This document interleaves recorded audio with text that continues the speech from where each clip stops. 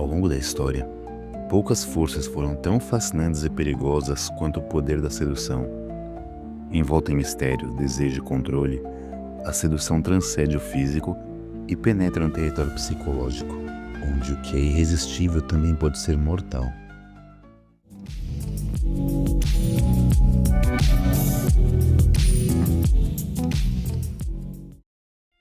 Neste jogo de poder e atração, 3 figuras arquétipas emergem como ícones: Lilith, Morrigan e a Sucubus.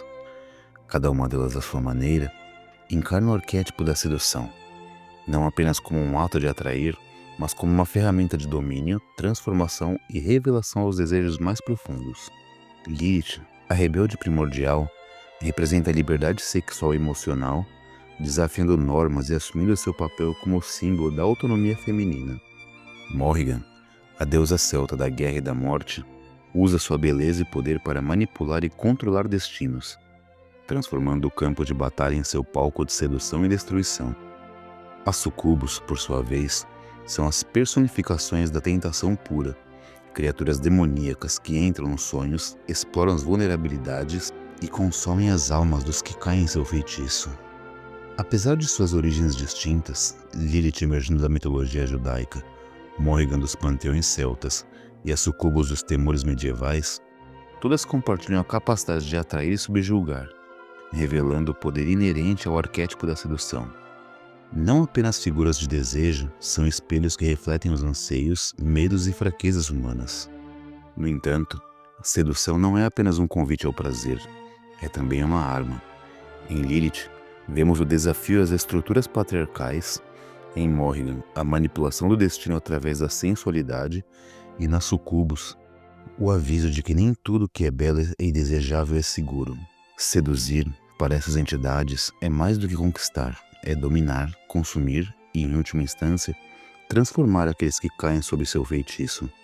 Essas figuras continuam a inspirar e assustar porque, no fundo, elas personificam algo que todos enfrentamos: o confronto com nossos desejos mais profundos e o reconhecimento de que o que nos atrai pode, ao mesmo tempo, nos destruir. Lilith, Morrigan e a Sucubus são, portanto, muito mais do que personagens mitológicos. Elas são lembretes eternos do poder e do perigo da sedução. Olá a todos, eu sou o Monge Quântico e hoje vamos embarcar em uma jornada pelo fascinante e enigmático arquétipo da sedução. Vamos explorar como ele se manifesta através de figuras poderosas e profundamente simbólicas. Lilith, a personificação da liberdade e da sexualidade indomável; Morrigan, a deusa celta da transformação e do poder; e as Sucubus, entidades associadas ao desejo e à energia vital. Mais do que simples mitos ou lendas, essas entidades representam forças arquétipas que moldam a forma como percebemos e interagimos com aspectos fundamentais da existência humana, como o desejo, a autonomia e a busca por transformação. Hoje, iremos mergulhar em seus mistérios e compreender os rituais que conectam os praticantes a essas forças, explorando o equilíbrio delicado entre reverência, poder e autoconhecimento. Morrigan. Nas brumas do passado celta, quando a Terra era governada por reis e druidas, uma figura sombria e fascinante se destacava entre os deuses. Morrigan, a deusa da guerra, da morte e da transformação, era temida e reverenciada como uma força incontrolável, tanto no campo de batalha quanto nos corações dos mortais.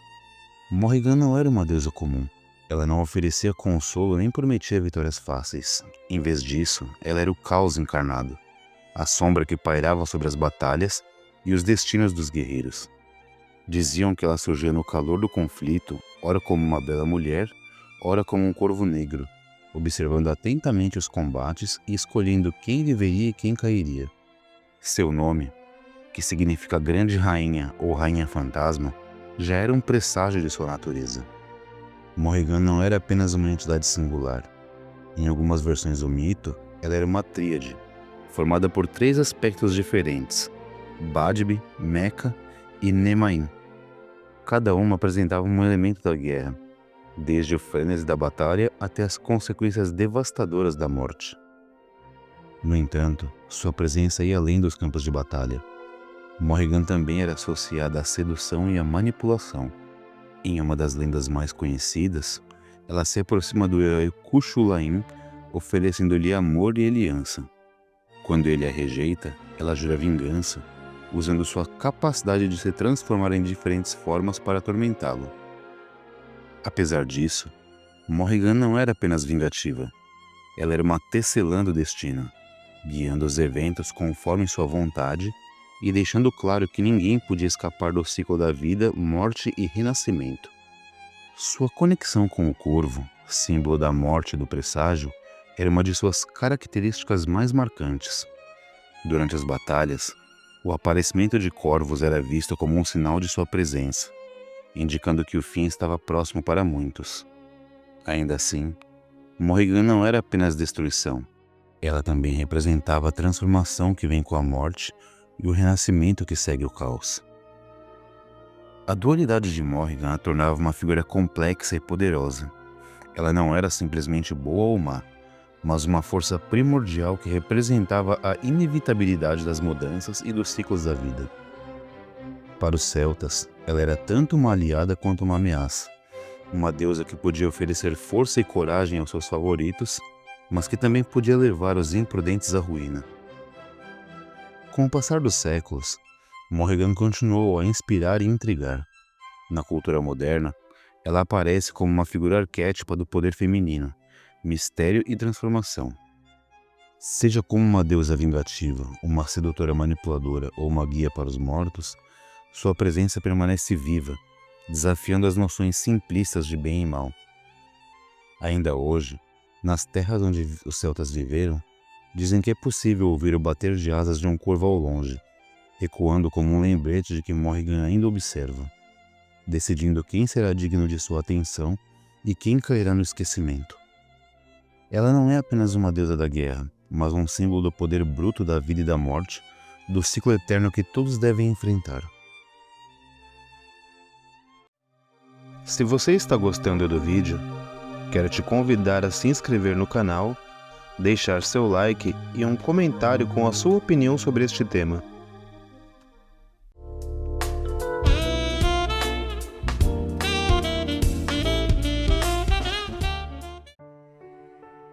Súcubos. Durante as noites mais escuras da Idade Média, histórias sombrias corriam de boca a boca entre os aldeões. Falavam-se de uma criatura capaz de invadir os sonhos dos homens, atraindo-os com sua beleza sobrenatural e seu toque irresistível. Essas entidades, conhecidas como súcubos, eram temidas e veneradas como o ápice da tentação e do perigo. A palavra súcubo vem do latim succubare, que significa deitar-se embaixo, uma referência ao modo como elas atacavam suas vítimas enquanto dormiam. Diziam que, sob a forma de uma mulher deslumbrante, a súcubo se aproximava dos homens em seus momentos de maior vulnerabilidade, invadindo seus sonhos e alimentando-se de suas energias vitais. Mas por trás do rosto angelical havia algo terrível: asas de morcego, olhos hipnóticos e, às vezes, pequenos chifres que revelavam sua verdadeira natureza demoníaca. As histórias narravam que, ao acordar, os homens sentiam-se fracos, como se tivessem perdido algo essencial. Alguns ficavam doentes, outros enlouqueciam, e haviam aqueles que simplesmente nunca despertavam. Os religiosos da época viam nisso uma punição divina, um castigo para aqueles que se entregavam à luxúria. Para eles, as súcubos eram personificação do pecado, enviadas para testar a moralidade dos homens e condenar os fracos. Curiosamente, essas criaturas tinham uma contraparte masculina, os íncubos, que atacavam mulheres de maneira semelhante. Algumas lendas ainda sugerem que uma mesma entidade podia alternar entre a forma de súcubo e íncubo, dependendo da vítima. Essa ideia apenas reforçava o medo e o mistério que cercavam essas figuras. Mas o fascínio pelas súcubos não se limitava ao terror. Em muitas culturas, elas eram vistas como símbolos de poder e controle, mulheres capazes de subjugar até os mais fortes com a sua mera presença. Elas representavam um arquétipo poderoso, o da sedução como arma, da feminilidade sombria que podia tanto atrair quanto destruir. Acreditava-se que as súcubos tinham propósitos específicos para suas ações. Algumas lendas afirmavam que elas coletavam o sêmen de suas vítimas para gerar descendentes demoníacos. Outras diziam que elas simplesmente buscavam a energia vital dos homens, como uma espécie de alimento sobrenatural. Mesmo nos tempos modernos, as súcubos permanecem como figuras fascinantes. Embora tenham perdido seu tom puramente demoníaco, continuam a aparecer em histórias, jogos e filmes, muitas vezes como personagens ambíguas.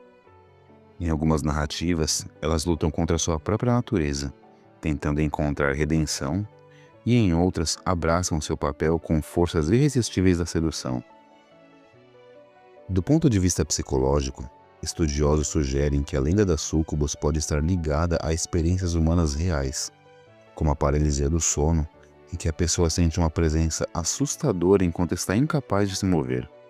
Mas seja como fruto da mente ou de algo a mais, a figura da súcubo continua a habitar um lugar especial na imaginação coletiva, o limiar entre o desejo, perigo entre o real e o sobrenatural. Assim, enquanto houver mistério nas noites e nos sonhos, as súcubos continuarão a seduzir e assombrar aqueles que ousarem cruzar seu caminho.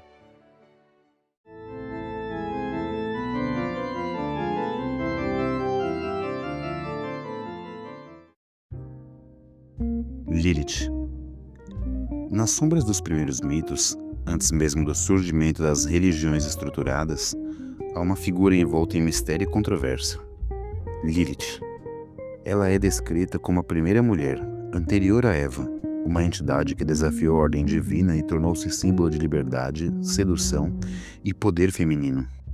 De acordo com as antigas tradições judaicas, Lilith foi criada ao lado de Adão, moldada do mesmo barro, como sua igual. Porém, diferente de Eva, ela não se submeteu.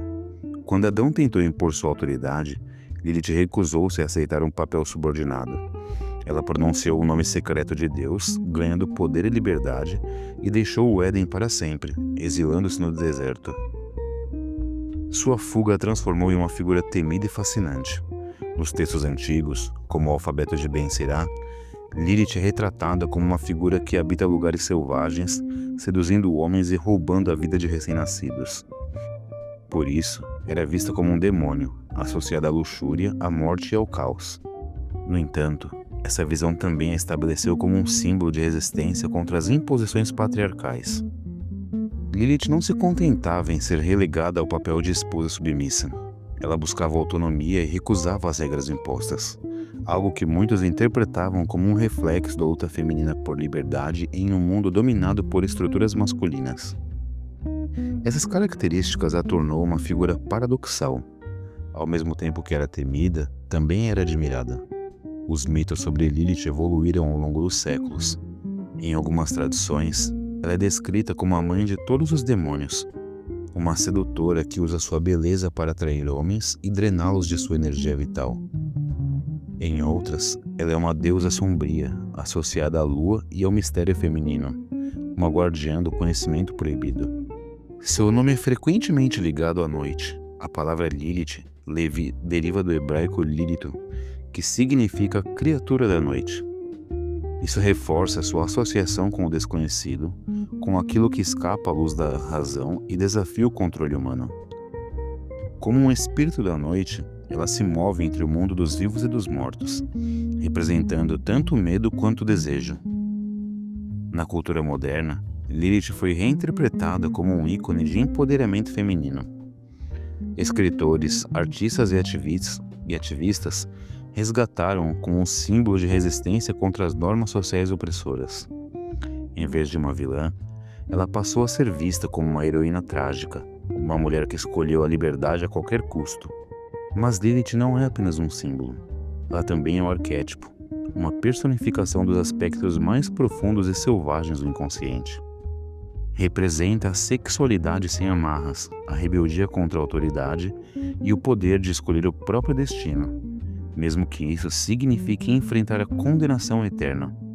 Dizem que Lilith ainda caminha pelo mundo, invisível mas presente, inspirando aqueles que ousam desafiar as normas e buscar sua própria verdade. E, assim como nas noites antigas, Seu nome ecoa como um lembrete do poder que reside na liberdade, na escuridão e na recusa de ser controlada. Os rituais. As figuras de Lilith, Morrigan e da Sucubus são profundamente enraizadas no imaginário humano, cada uma representando diferentes aspectos do arquétipo da sedução e do poder. Seus rituais, praticados em diversas tradições espirituais e esotéricas, carregam um propósito claro: acessar as energias associadas à liberdade, à transformação ou à exploração dos desejos mais profundos. Apesar de suas diferenças culturais e mitológicas, essas entidades compartilham um papel comum como agentes do desafio, inspiração e confronto interno. Os rituais dedicados a Lilith, por exemplo, frequentemente se concentram em questões de empoderamento e autonomia pessoal. Lilith é vista como uma figura de liberdade e força, especialmente para aqueles que desejam se libertar dos padrões opressores ou explorar sua sexualidade de maneira consciente. Realizados à noite, geralmente sob a luz da lua cheia ou nova, os rituais buscam criar um ambiente propício para a introspecção e a conexão com a sua energia. O altar é decorado com velas pretas e vermelhas, flores como rosas ou lírios e símbolos que remetem à serpente ou à coruja, representações clássicas de Lilith. O praticante oferece tributos como vinho ou mel, recita invocações que exaltam sua independência e medita sobre aspectos da vida que precisam de transformação. Esse tipo de ritual não apenas busca o auxílio de Lilith, mas também serve como uma oportunidade para um reencontro com a própria essência do praticante. Por outro lado, os rituais voltados à deusa Morrigan estão associados a momentos de grande transição ou conflito. Conhecida como a deusa celta da guerra, da morte e da transformação, Morrigan é frequentemente chamada por aqueles que precisam de força para enfrentar desafios. Seus rituais são realizados em horários liminares, como o amanhecer ou o crepúsculo, refletindo sua conexão com os ciclos da vida e da morte. O altar inclui símbolos de batalha, como espadas ou escudos, penas de corvo e pedras negras como a obsidiana, enquanto velas vermelhas ou pretas são acesas para invocá-la. A prática envolve uma invocação direta, reconhecendo Morrigan como uma guia poderosa em tempos de necessidade. Tributos como vinho tinto ou suco de romã são oferecidos, e o praticante medita sobre os desafios que deseja superar, visualizando a deusa como uma aliada que concede coragem e determinação. O ritual é concluído com a devolução de uma oferenda à terra, simbolizando a aceitação do ciclo natural de transformação.